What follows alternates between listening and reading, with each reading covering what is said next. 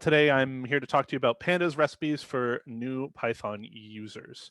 Okay, and so here's just a quick outline for today. We're going to introduce Pandas. We're going to kind of go over the motivation. We're going to do a live demo, which I'm sure is going to go mostly fine. There'll be a quick recap period, and then I hope to leave at least 10 minutes at the end of the presentation for some open questions. Lastly, the last point on this slide here is there's a link to the GitHub, which is associated with this presentation. I will quickly link that here for everybody. In there is just the materials for the webinar today, including the slides printed to PDF and so on and so forth. So if that's something that you like to have in front of you, go ahead. There's also a completed version of the demo in there. So first, I'm just going to start off with some Python commentary that you may or may not be familiar with, depending on your exact experience with the language. I mean, the title of the webinar is new Python users, but I assume there's some intermediate and maybe higher level users who have made their way in here as well. So there's this point here of Python sure is awesome, but awesome isn't free. And this is true of every programming language and probably a lot of things in life. And it's summed up in this talk that I like to reference by Chandler Careth, which is there are no zero cost abstractions. And I like to think of rephrasing that as the better you are at something, the worse you've gotten at everything else in some way. Okay, so Python is really easy to program in, and it's really easy to learn for beginners, and it cuts a lot of corners to do that. Okay, and that's not a big deal, but it's just something to be aware of as the complexity of your task goes up. And so that's what I have here on my last point is, we're working with Python. It's super easy. Everything is great. And then all of a sudden we have a problem where we have some sort of interdependent data structure that's like nested lists and maybe nested dictionaries and tuples, and you need to update these things, and maybe they're multiple types. How do we deal with that in Python? And so if you're just using vanilla Python, I would assume you just suffer. It's very challenging to maintain something like that. Okay, so unsurprisingly, as the title of this talk has already been announced, Pandas is a solution that's pretty popular out there and being used all over the place right now. So what is Pandas? On the box, and by that I mean on the website, they brand it as a fast, powerful, flexible, and easy to use open source data analysis and manipulation tool built on top of the Python programming language. Okay, so that's kind of a lot of fancy speak to say that it's a data manipulation tool. Okay, and what it ends up being used for a lot actually is manipulating data that you can represent in terms of a spreadsheet. Okay, that's kind of the common go-to thing. That's what they kind of mean here. And then the next 2 points are talking about features and what makes it nice to use. And the last one is something that I added because that's what I personally use it for. Is there's a lot of support for time series data and plotting these things and subsetting things and getting the number of seconds between two events that are filtered on some type. Okay, and then I've just taken a screenshot here of their webpage that says with the support of, and there's all these logos here. Some of them you may recognize, some of them you may not, but Anaconda's there, RStudio's there, but like TensorFlow is very aware of Pandas, Keras, all sorts of things are very, very aware of Pandas and its very, very wide popularity. Okay, so that's kind of what it says on the box, but right now I'm going to kind of introduce an example problem that you might have run into in your work, and we'll talk about kind of how you would solve it if you were me, maybe, and then how it looks to be solved in Pandas and why Pandas is so great. Okay.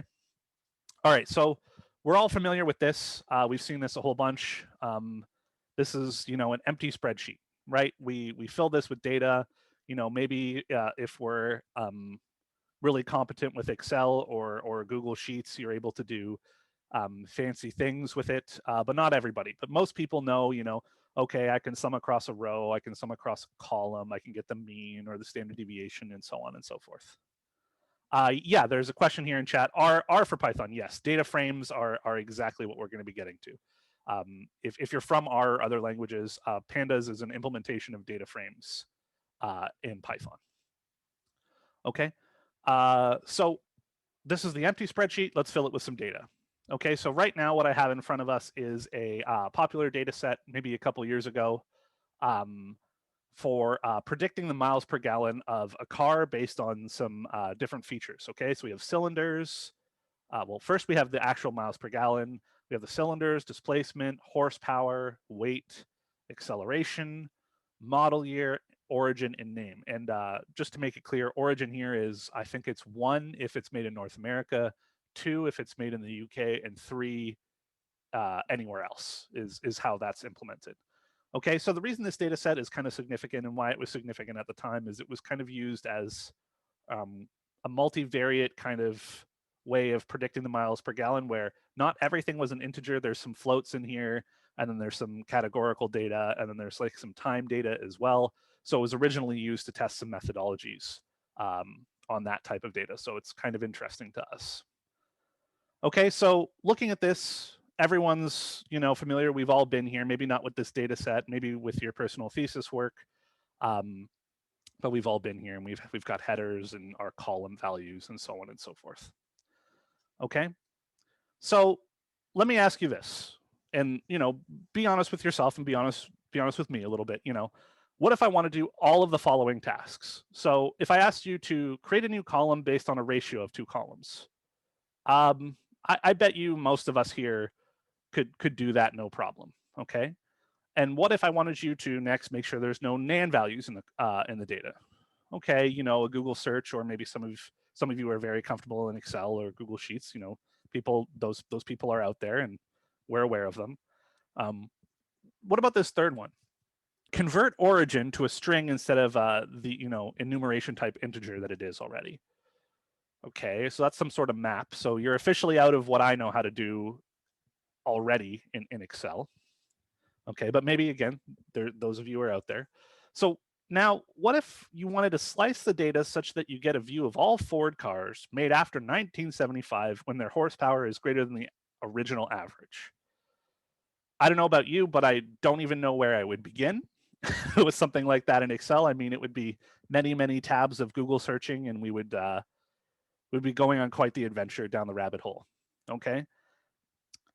Okay, and then this last one is a little bit more complicated. Based on some list of pairs containing name as it appears in the data set, overwrite origin with the full origin date of the car. Okay, so reference to some external data that's maybe not sorted, or you could, like was just been pointed out, you could sort both of them and fill it in. Okay, so if you're anything like me in the past, what you would probably do is, if you kind of assume that every row is maybe an observation and an experiment, or, it's in memory and from another program or something like that, what I probably would have done before Pandas is I would export it to CSV, write a quick Python script to ingest the data, do all my mappings, on things as lists, write it back to CSV, and call it a day. Okay. So that's fine when you have 4 or 5 columns and they're all kind of numerical data and there's not much to worry about. But what if the data in memory is like big and not like oh, I have 1,000 rows? What if you have 100,000 rows? What if you have 100 columns? What if you need to do complex operations on them by name and so on and so forth?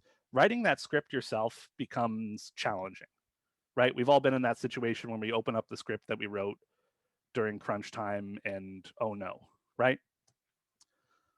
Okay, so what I'm going to show you next, and this isn't, you don't have to understand absolutely everything that goes on in this next slide, but how do we do all but the last one in Pandas? Okay, and this is what it looks like. And so the goal of today's talk is actually to be able to get you to do something very, very similar to this.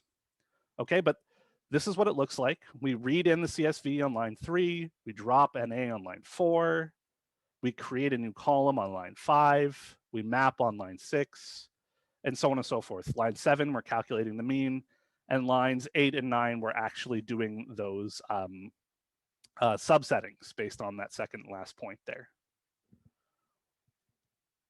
Okay, and then lastly, we also are writing to CSV. Okay, so this is what we want to be able to do with Pandas. This is what Pandas solves, is these conditional data slicing things, the input, the output, the mapping, the transforming, all of this. This is what Pandas is really great at. And like was brought up previously, it's very much so based on the data frame from R. Okay, and so hopefully at this point, are you not entertained? You should be interested if you know, like, you have some problem that has data like this. You should be, if you're unfamiliar, kind of maybe excited and wanting to use something like this. Because what we saw on that last slide was we had strong and safe IO for all sorts of different variable types. There was mostly intuitive conditional slicing. You know, we had the greater thans, the less thans, some sort of matches. That was okay. Maybe the syntax was a little weird, but we'll get to that. And then that third one, the mapping, that looked pretty easy. We just passed the dictionary to the column and it just did the thing for us. Okay, but you know, how easy is it to learn and use really? Like, I wrote that myself. Is it really impressive?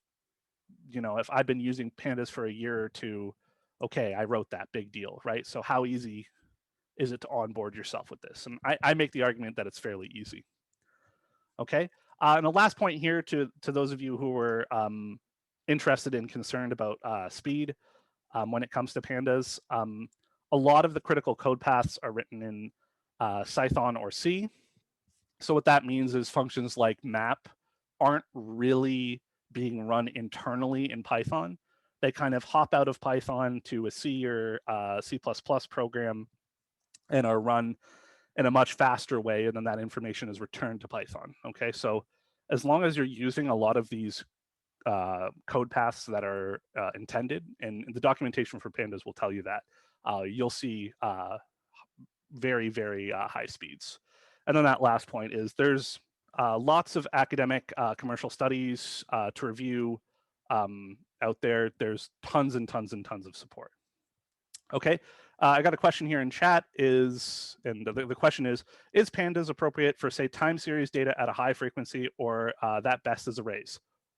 Personally, I'm able to work with Pandas data frames sampling time series at 5 seconds for an entire financial quarter, and it's responsive.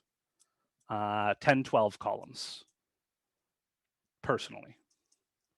So I think it works quite well, and you're able to, you know, we're not going to kind of get into time series stuff so much today, but you're able to do things like resample. There's support for that. You know, you can resample it to get rid of your discontinuities. You can resample it to the day. You can rebin it. All of those things. Okay, so at this point, we're going to move on to the live demo portion. We're going to be working with the MPG dataset as discussed previously. Here's the citation for it if you need it or want it. If you're curious, it's kind of an interesting read if you like, you know, the archaeology of data-driven things. Again, the reference material is available on the GitHub that I've provided for this webinar. I'll link it again in case there's new attendees in chat. And lastly, to this point here, I'm going to be using Jupyter Lab to demonstrate everything in this interactive manner.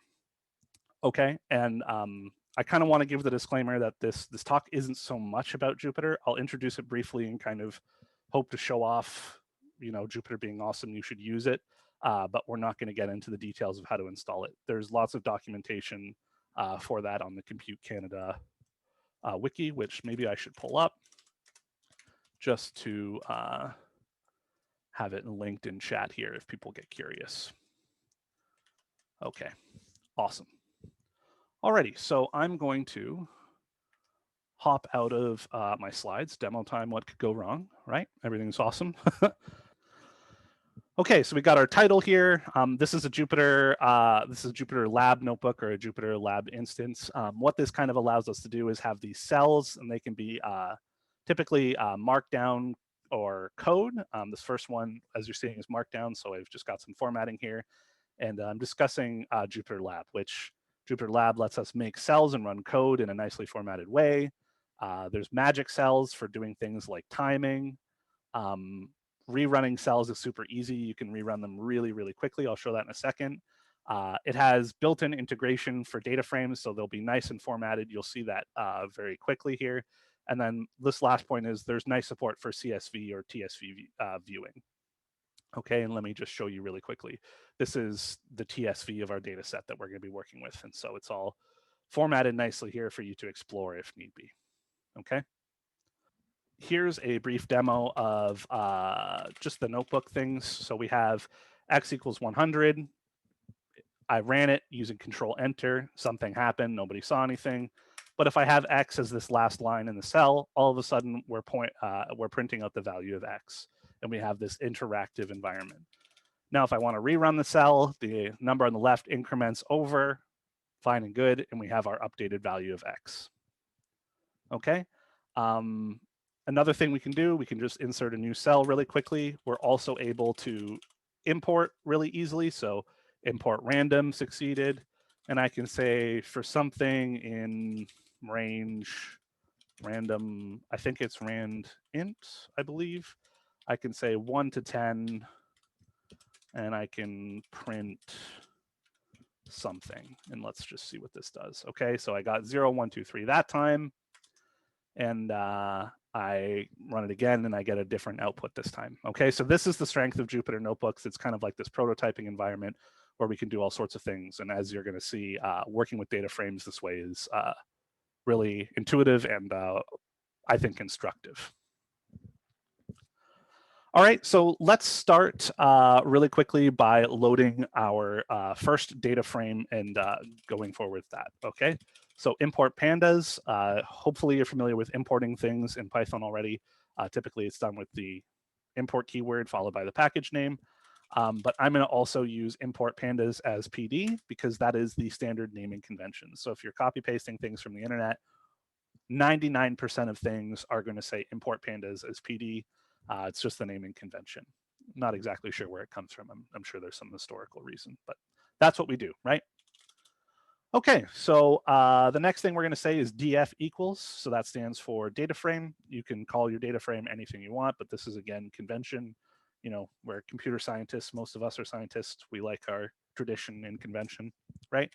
And we're going to say pd.read CSV. And what was my file name? It was mpg.tsv.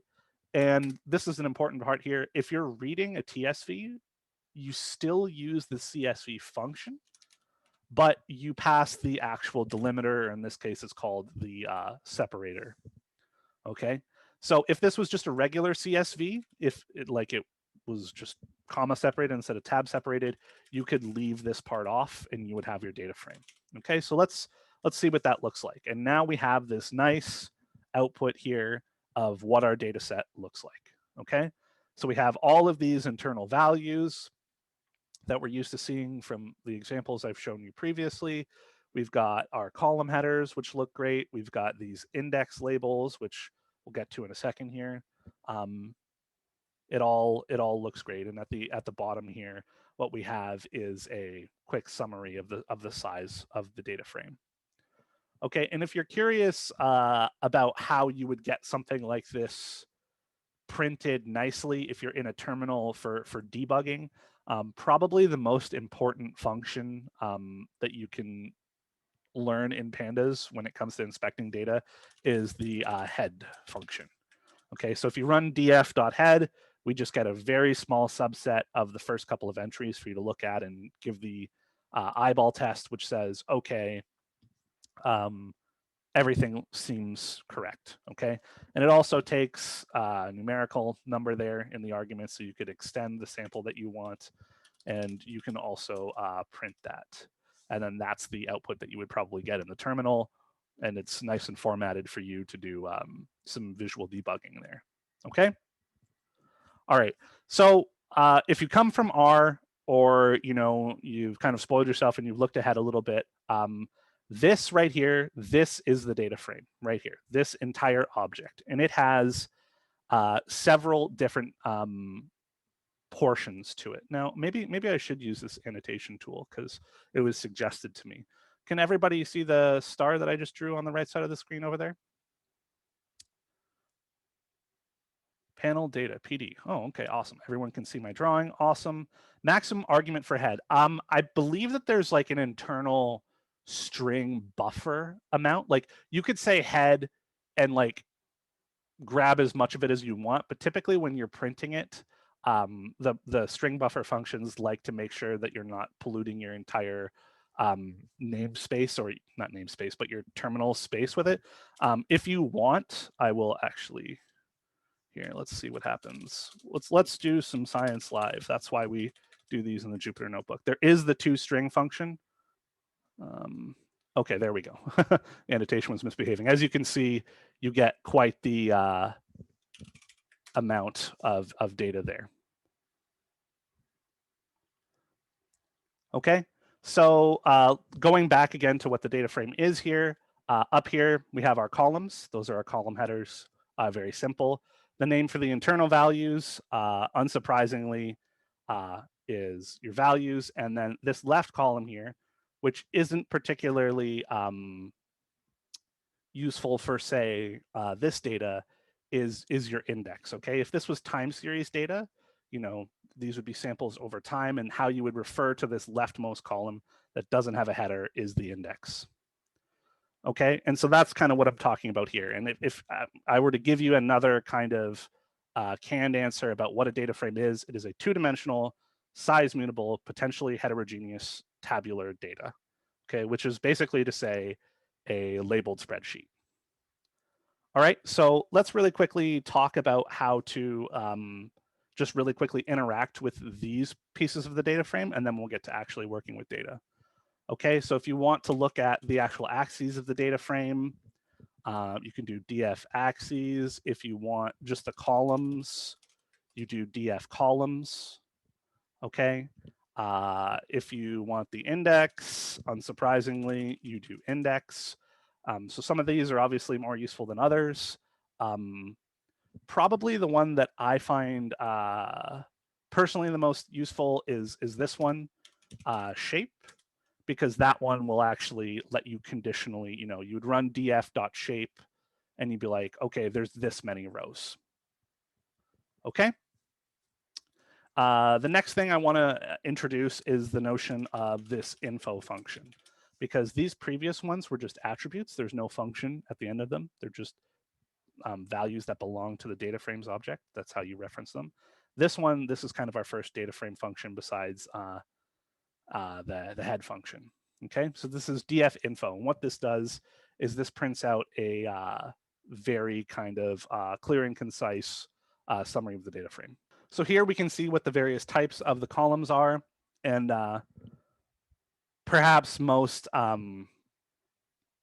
useful, I think, is this thing here we can see with the horsepower, which is there are actually 6 values that are null in the data frame. Okay, so we'll come back to that in a little bit, but let's like actually talk about how we want to access data now. Okay, so I'm going to call, let's look into the actual car name, because strings are kind of familiar to us. I'm going to say name df is equal to df at car name, and let's run that. Okay, we need to actually specify what we want to see. And now what we have is a series, which I'll talk about in just a moment, of the car names. Okay, and so the way that you access column data, or something like by column in Pandas, is with this kind of dictionary notation. All right, and if you're getting overwhelmed, try not to worry. All of this is supposed to be kind of a recipe book that you come back to later. That's all available on that GitHub page. Okay, so stay with me as best as you can. All right, so this is our name data frame. All right, it does look a little different though, right? When we printed out the, if I scroll up here, the actual data frame, we had all of this information, but now we have really almost what looks exactly like an array, right? And that's exactly what I'm confirming here with these annotations, which is that the type of this name df is a series. Okay, and those have slightly different behaviors as opposed to a whole data frame. And you can think of a data frame as a collection of series. Each column is a series. All right, which kind of makes sense, right? If you want one column, it's really just one array, right? We'll get into kind of multi-access in a little bit, but that's the reason specifically for that. Okay. And lastly, kind of before we move on to creating new columns and actually doing some data things, I just wanted to say that once you're back into a series, you're basically back into a list, and you're able to do regular operations at that point. Okay, let's talk about creating new columns and how we would do something like that. Because, you know, if we're just loading data in and just accessing a series in one value at a time, it's not as interesting, right? So I'm gonna copy paste this in, or try to, from my reference to kind of speed up the typing time here. But what I've made for us here is a new column, which is the displacement divided by the cylinders, and I've made it by saying it's this column dot div another column. Okay, and let's just really quickly see what that looks like. And sure enough, it pops up. What this means is to create a new column in a data frame, the scheme that you should think of in your head is you should pretend it was always there to begin with. Okay, so if I wanted to write a new one and I just wanted to call it weight, I'll just call it weight Excel. Okay, I'm pretending it already exists, and I can say df at weight, and I'll do dot add df at acceleration. Okay, and now we can see we have a new column over there on the far right. So that's how you would create these compound columns. Okay, you could add, you can divide, you can subtract. Personally, I like to use the actual method calls for these just to be safe, because often you want to do something special with the addition, but the plus operator works in most cases as well. Okay, so just when you're doing those things, be careful and make sure that the outcome is completely intended. All right, so at this point, what we've done is we've seen that data frames are awesome. We've seen what a series is. We've seen how to create new columns. Now, how would we do some really basic actual processing of a data frame? Okay, so the example I'm going to use and I'm going to start with is iter rows. So kind of the way that I would use this is if these are all experiments or observations in, you know, my thesis data or something like that, I would go through each one by one, process them, and maybe write them to a new data frame, or maybe write those ones to file. Okay, so what does that look like? So what we're actually going to do is we're going to use a function called iter rows, which stands for iterate over the rows. Okay, and what we can do is we can then print out the row. I'm going to do one thing just to make sure that we don't get completely overwhelmed with information, is I'm going to chain these method calls together and just say, hey, of the first 3 entries in the data frame, that's the ones we want to iterate over, okay? Just so we don't have a whole bunch of printing. And as we can see, now what we have is each row's information printed out, okay? And we can kind of confirm that based on scrolling up here and looking at the data frame, okay? And what you would do something like print out the miles per gallon is a row is in itself, in this case, accessed by the dictionary notation as well. Okay, so that's how you would do that. So now you're looping over a data frame that you can create compound columns in, and you can output that information, and maybe you can put that into a new data frame, or you can do something like, I don't know, think of it, write it, print to the console, print your summaries, do your statistics, determine if your research was successful. Who knows? Okay. Potentially, lastly, depending on how much time we have here, again, the slide, the references in the GitHub have all the information, and I'll make sure to post it again one more time at the end. We importantly have this conditional subsetting action that I showed off originally in that code snippet back on the slides. Okay. So there are 2 main functions for that, the ones that I use, and I think that you should use that are supported. There is lock and iLock. We're going to be focusing entirely on lock. But ilock is typically used to actually get like the nth value in the data frame. Okay, so if I said I want the fourth or fifth, I would get, the fourth or fifth, whichever one. I believe it's zero index. So if I said 4, I would get this one, right? Which is the fifth. Confusing zero-based indexing, right? But lock is what it's going to allow you to do is conditionally access elements.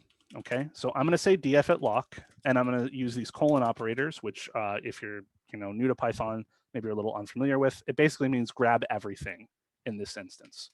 Okay, and as you can see, if I just do lock and I say, hey, every row, every column, that's what this means. The left side is how you're subsetting your rows, and the right side means, hey, how am I subsetting the columns? Okay, so let's look at that a little bit more. Like if I say df lock, okay, give me all the rows again, and let's just say I want, what did I call it? It's model underscore year. Should have just called it year. Model underscore year. Okay, we have a series. Interesting. But what if we want more than that? Well, in this case, what we would do is the second parameter would become a list. So we do origin, and I have to wrap that with another bracket. And now we're in a situation where we have the model year and the origin in a data frame. This can be saved to a variable. Let's call it DDF. And we do DDF. Now everything we've learned up to data frames at this point works on this tiny slice of the data frame. Okay, now how would what does it look like when we want to subset these, the rows, right? When we're not just looking at every single value and doing that. What if we want that slice view that I talked about previously? Okay, I'm gonna call it subset df because we're gonna be doing a subset. We're gonna do df.lock. We're gonna start by saying, in our minds, we'll just put the colon there as a placeholder. We're going to say we want, let's just say MPG and weight because they're short. Let's run it. Subset df and have a look. Okay, everything's working. Now we want to actually conditionally filter. Okay, and over here, it's kind of like the same principle as before. You index, let's say the cylinders, and you just assume that everything is operating one value at a time, one row at a time. The lock is smart enough to distribute this operation one row at a time, so you don't have to say, convert this here to a list or anything like that. It knows to distribute the condition to the left of the comma to each item, okay?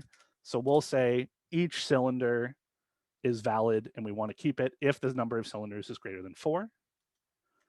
And now we have a much smaller, reduced data set. Good question. Is subset df here a new independent data frame? Is subset df, is df also modified? I believe in the case that I have set it up in yes, it would be, I think you could call it a view. So maybe the smartest thing to do here, if I wanted to do this, and I think Pandas will give you a warning and suggest to do this if you're operating on a view, it's pretty smart about that, is you can say df.copy, and then you're safe at that point, okay? So at this point, we've seen kind of, I think, everything that you need to get started with Pandas. You're able to make slices, make them be conditional. There's nothing wrong with doing a lock on a lock on a lock of variables, as long as it's makes sense to you, document it, it's valid, it's totally fine. I think we do have the time here. So what I'm really quickly going to do is I'm going to just briefly talk about these accessors, which is something that we saw how I subsetted the data frame by cars that contain Ford in their name. Okay, so I do things really, really, really procedurally. So the first thing I'm going to say is df at car name. Okay, I've got a series here. And this is kind of a new thing that you haven't seen before, except in that snippet. There's these kind of accessor functions on series, which I interpret in my head as, hey, every value in this column or this series that I'm working with, I want you to treat it as this type of variable or this type of variable. Okay, so what we're going to do is we're going to treat it like a string. So basically now we can run over every value in this series as if it's a string. We'll run the contains method on it, and we're going to look for forward. Okay, and so this is a mask now. Okay, so you would be able to pass this into the left side of your location, your lock function, and so on and so forth. So there's many of these. There's every string method you can think of. There's match, exact. There's the regular expression things. There's lots of things. There's date time ones.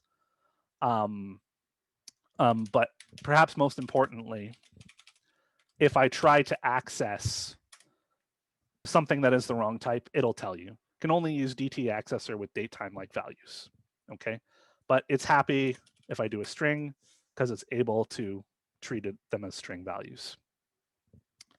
Okay, so with all of this here, I'll save this, and this will get also uploaded to that GitHub repo. Okay, demo time, what could go wrong? Wasn't so bad. The annotation tool was scary. Never again. All right, post-demo discussion. So hopefully you're convinced, especially if you're a Python beginner. If you're more of an expert, maybe we can have a discussion afterwards.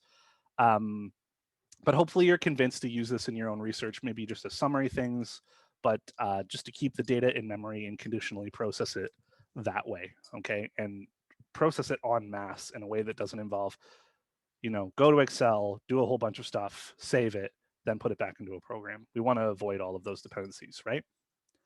Okay, so things we didn't have time to discuss, and maybe, if there's enough interest, I can do this as a second series because all of these things are awesome and I use them all the time, is there's other forms of serialization. So like, I think Pandas natively supports, we've got CSV, TSV, Pickle, you've got cytoscape things, you've got JSON.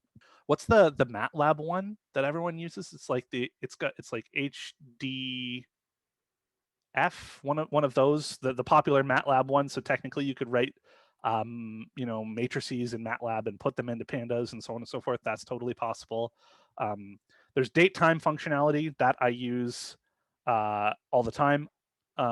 There's grouping. So say you wanted to by their cylinder type and then compute the average weight. All of those functions exist. If you're an Excel wizard and you're familiar with more data processing or you're comfortable with SQL, there's pivoting, there's unpivoting with melting, there's merging to create like key value, like merged tables to get rid of redundancy. And there's tons of discussion online about complexity and runtime of all of these things, okay? And potentially the most powerful thing about Pandas is it's extremely, extremely well supported online in all sorts of communities. Okay, that is to say,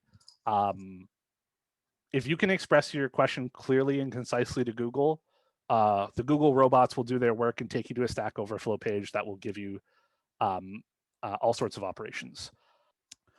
Okay, so takeaways. Pandas provides a very strong set of tools that can deal with a multitude of data types. Maybe we took it for granted, but there were floats, there were ints, there were strings. There was like a categorical thing in there at one point that we talked about. All of that was present and Pandas didn't even blink. That's awesome. There's a wide amount of support on the internet, including excellent API documentation, and many other popular libraries support Pandas. All of your sklearns, all of your TensorFlow stuff, all of that exists. Okay. So thanks very much. That's the main body of the talk. And maybe, Sergey, we can stop recording now and we can switch to answering questions kind of interactively and with chat.